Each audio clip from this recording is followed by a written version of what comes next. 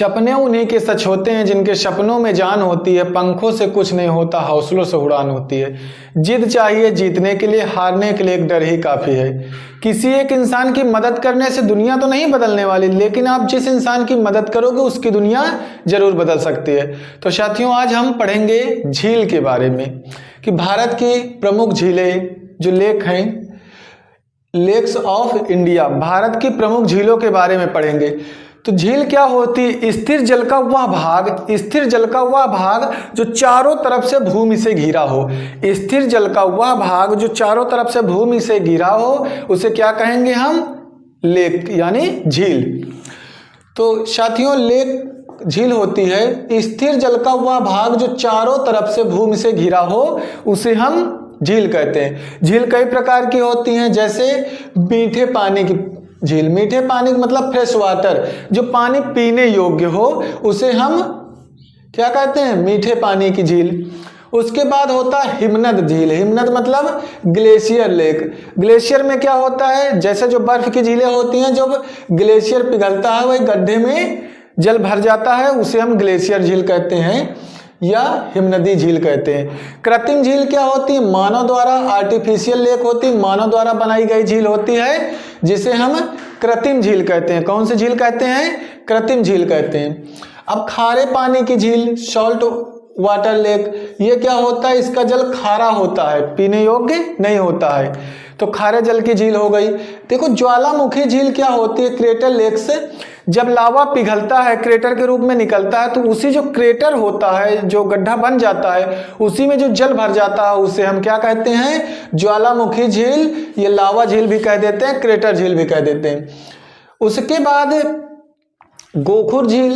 गोखुर झील का मतलब होता है कि नदियां जब पहाड़ से की ऊंचाई से निकलती हैं तो ऐसे करके मान लो निकलती हैं, नदियां ऐसे करके घूमती हुई आई, और उसके बाद क्या हुआ कि ऐसे ही करके घूम करके आई, और फिर धीरे धीरे ये घूमते हुए फिर इधर गई, इधर से फिर इधर आई। तो इधर जो आई तो यही धीरे धीरे ये जो बीच वाली दूरी है ये कटता जाएगा, और फिर नदी यही सीधा बहने लगेगी, और ये एक गोखुर की, गोखुर क्यों कहते हैं? गाय के खुर के समान होता है, इसलिए इसे हम खुर में जो जल भर जाता है उसे गोखुर झील कहते हैं। लैगून झील क्या होती है? लैगून झील जैसे समुद्र का कोई हिस्सा हल्का सा कट जाए थोड़ा सा, और कटने के बाद जो लहरों द्वारा, लहरें जब तेज से आती हैं उसी में जो जल भर जाता है उसे हम क्या कहते हैं? साथियों, लैगून झील वो झील होती है जो समुद्र तट से कोई हिस्सा अलग होकर के उसमें जल भर जाए, उसे ही हम लैगून झील कहते हैं। कौन सी झील कहते हैं? लैगून झील। अब हम जानेंगे झीलों के बारे में। तो झील कहाँ कहाँ, किन किन राज्यों में कौन कौन सी झील है? तो हम पहला राज्य देखेंगे जम्मू कश्मीर। नाग नागिन से संबंधित जितनी झीलें हैं ज्यादातर कहाँ मिलेंगी आपको? जम्मू कश्मीर। और ताल से संबंधित उत्तराखंड में, जैसे अनंतनाग झील, बैरीनाग झील, अनंतनाग झील, बैरीनाग झील, शेषनाग झील। अनंतनाग झील, बैरीनाग झील, शेषनाग झील, नागिन झील, विशनसर झील, मानस बल झील। ये कहाँ की झीलें हैं? जम्मू कश्मीर। अनंतनाग झील, बैरीनाग झील, शेषनाग झील, नागिन झील, विशनसर झील, मानस बल झील, ये कहाँ पड़ेगी? जम्मू कश्मीर में। उसके बाद जो डल झील है ये भी जम्मू कश्मीर में है, बहुत सुंदर झील है, इस यहाँ फिल्मों की शूटिंग वगैरह भी होती है। तो श्रीनगर का गहना कहा जाता है, डल झील को क्या कहा जाता? श्रीनगर का गहना कहा जाता। उसके बाद उलर झील है जो भारत की सबसे बड़े मीठे पानी की झील है, यानी जो फ्रेश वाटर होता है वो पीने योग्य जल। तो उलर झील भारत की सबसे बड़ी मीठे पानी की झील है। और डल झील को क्या कहा जाता? श्रीनगर का गहना कहा जाता। फिर देखो आगे की झील देख लेंगे, उत्तराखंड की झील। उत्तराखंड की झील कौन सी है? नैनीताल झील, सातताल झील, मालाताल झील और देवताल झील, नौकुचिया ताल झील, खुरपा ताल झील, ये जितने ताल से संबंधित है। एक राकस ताल झील में देख लेना, वो शायद लद्दाख में स्थित है। बाकी ये नैनीताल झील, सातताल झील, मालाताल झील, देवताल झील, नौकुचिया ताल झील, खुरपा ताल झील, ये कहाँ पर है? उत्तराखंड में। उत्तराखंड में एक रहस्यमय झील है जो जिसे हम रूपकुंड झील के नाम से जानते हैं। रूपकुंड झील या इसे हम कंकाल झील के नाम से भी जानते हैं। कौन सी झील? कंकाल। कंकाल झील या रूपकुंड झील को ही कंकाल झील कहते हैं। इसे रहस्यमय झील भी कहते हैं क्योंकि यहाँ पर लगभग 500 से अधिक मानव कंकाल मिले थे और उसका पता नहीं चल पाया, इसलिए इसको रहस्यमय झील के नाम से भी जानते हैं। कितने से अधिक कंकाल मिले? 500 से अधिक मानव कंकाल मिले। कहाँ पर? रूपकुंड झील उत्तराखंड में है। उसके बाद उत्तराखंड में देखेंगे, उत्तराखंड में एक ही झील है रामताल झील। कुछ ताल से संबंधित उत्तराखंड में है, बाकी एक है। राम जी का जन्म कहाँ हुआ? अयोध्या, तो उसी से याद कर लेना। रामगढ़ ताल कहाँ स्थित है? रामगढ़ ताल झील उत्तराखंड में। और उसके बाद सिक्किम में चोलामू झील स्थित है। चोलामू झील कहाँ स्थित है? सिक्किम में। भारत की सबसे ऊंचाई पर स्थित झील है। भारत की सबसे ऊंचाई पर अगर पूछा जाए तो चोलामू झील है। कौन सी झील है? चोलामू झील। उसके बाद ये जो हिमाचल प्रदेश की झीलें हैं, हिमाचल प्रदेश में 2 ताल वाली झील है, मतलब कि एक सूरज ताल, एक चंद्र ताल झील। बाकी ताल से संबंधित झील कहाँ है? उत्तराखंड में। लेकिन सूरज और चंद्र, मतलब चंद्र और सूरज चंद्र, वो कहाँ है? हिमाचल प्रदेश में। तो इन 2 झीलों को याद रखना कि सूरज ताल झील, चंद्र ताल झील हिमाचल प्रदेश में है, रामगढ़ ताल उत्तर प्रदेश में। ज्यादातर ताल वाली झीलें कहाँ मिलेंगी आपको? उत्तराखंड में। नाग नागिन से संबंधित जम्मू कश्मीर। एक झील ये वाली देख लेना, पूछी जाती है, मणिपुर में लोकटक झील। ये क्यों फेमस है? क्योंकि दुनिया का एकमात्र तैरता हुआ राष्ट्रीय उद्यान केबुल लामजाओ नाम का राष्ट्रीय उद्यान कहाँ स्थित है? मणिपुर में। केबुल लामजाओ नाम का तैरता हुआ राष्ट्रीय उद्यान कहाँ स्थित है? मणिपुर में, लोकटक झील में। तो लोकटक झील पूछा जाए मणिपुर में, ये क्यों फेमस है? दुनिया का एकमात्र तैरता हुआ केबुल लामजाओ नाम का राष्ट्रीय उद्यान कहाँ स्थित है? मणिपुर के लोकटक झील में स्थित है।